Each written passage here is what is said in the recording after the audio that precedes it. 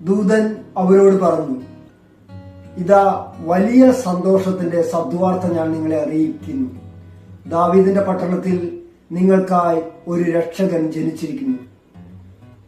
പ്രിയരെ, എമ്മാനുവൽ എന്ന ഈ ആത്മീയ ശുശ്രൂഷയിലേക്ക് ഏവർക്കും സ്വാഗതം. ക്രിസ്മസിന് ഏറ്റവും അടുത്ത ദിവസങ്ങളായി ഒരുങ്ങിക്കൊണ്ടിരിക്കുകയാണ്. പലയിടത്തും ക്രിസ്മസ് ആഘോഷങ്ങൾ തുടങ്ങി.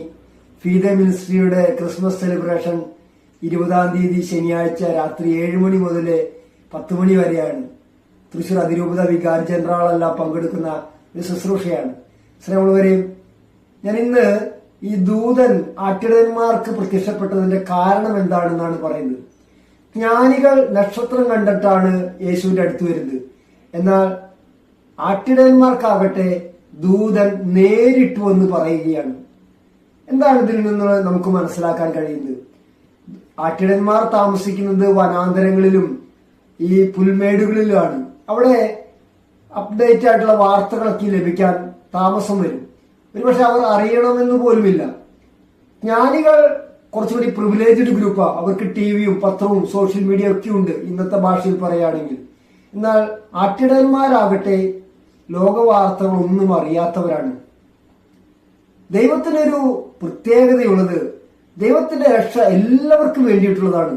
ആരും ഈ വാർത്ത അറിയാതെ പോകരുതെന്ന് ദൈവം ആഗ്രഹിക്കുന്നുണ്ട്.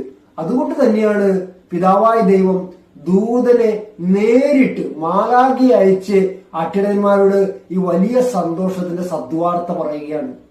സ്നേഹമുള്ളവരെ, ഈ കാലഘട്ടത്തിലും ഒത്തിരി മക്കള് അവശരായും അവഗണിക്കപ്പെട്ടും പുറമ്പോക്കിലേക്ക് എറിയപ്പെട്ടും പാർശ്വവൽക്കരിക്കപ്പെട്ടും ആരാരും ശ്രദ്ധിക്കാത്ത ഒരുപാട് കുടുംബങ്ങളും ഒരുപാട് മക്കളുമുണ്ട്. ഈ ക്രിസ്മസ് ആഘോഷം അവരുടെ സന്തോഷത്തിന് കാരണമാകണം. നമ്മൾ ഒരു ദൂതനായി മാറണം. കർത്താവിന്റെ ഈ വലിയ സന്തോഷത്തിന്റെ സദ്വാർത്ത എങ്ങനെയാണ് അവർക്ക് എത്തിച്ചു കൊടുക്കേണ്ടത്? ഒരുപക്ഷെ ഒരു നേരത്തെ ഭക്ഷണമായിട്ടായിരിക്കാം, വസ്ത്രമായിട്ടായിരിക്കാം, ചികിത്സാ സഹായമായിട്ടായിരിക്കാം. നമുക്ക് സാധിക്കുന്ന കൊച്ചു സഹായങ്ങൾ നാം അവർക്ക് വേണ്ടി ചെയ്യുമ്പോൾ നാം സത്യത്തിൽ ഒരു മാലാഖയായി മാറുകയാണ്. അവർക്ക് ക്രിസ്തുവിന്റെ പ്രകാശം അനുഭവിച്ചറിയാൻ നാം ഒരു കാരണമായി തീരട്ടെ. ആരെയും ഉപേക്ഷിക്കാതെ, ആരെയും തള്ളിക്കളയാതെ, ആരെയും അവഗണിക്കാത്തൊരു ദൈവം, എമ്മാനുവൽ, ദൈവം നമ്മോടുകൂടെ. നമുക്കുമാകാം ഒരു ദൂതനായി ഈ ക്രിസ്മസ് ആഘോഷത്തിൽ. അവരെയും കൂടി ചേർക്കാം നമ്മുടെ കുടുംബത്തിന്റെ ഒരു സഹോദരനായി, ഒരു അതിഥിയായി, ഏറ്റവും പ്രിയപ്പെട്ടവനായി.